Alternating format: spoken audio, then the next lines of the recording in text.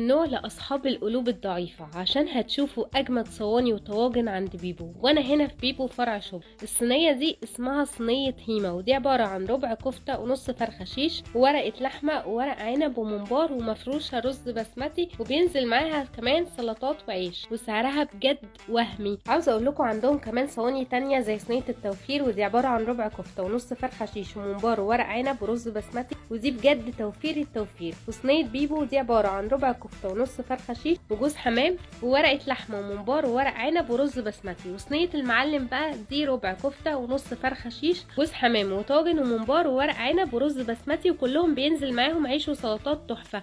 عاوزة اقول لكم كمان ما ينفعش تروحوا عند بيبو من غير ما تجربوا الطواجن هناك بجد رهيبة، واللحمة فيها دايبة بجد. انا جربت طاجن بيبو وده عبارة عن لحمة بالفريك وطاجن بطاطس وورق العنب، وكلهم اجمد من بعض ومظبوطين ظابطة يا جماعة، خطيرة. هتلاقوا هناك كمان طواجن الكوارع والعكاوي والملوخية وطاجن البصل وطاجن ورق العنب بالعكاوي، وكل محبين الاكل الحرش بجد هيتبسطوا هناك اخر حاجة. جربت كمان الميكس جريل، وده عبارة عن لحمة ستيك وسجق تركي وممبار وكبدة، وده كان بجد تحفة. وجربت كمان الفراخ المحشية، من زمان ما جربتش فراخ محشية بالحلاوة دي ابدا. هستناكم في بيبو يوم راس السنة، هيكون في مفاجآت كتير قوي.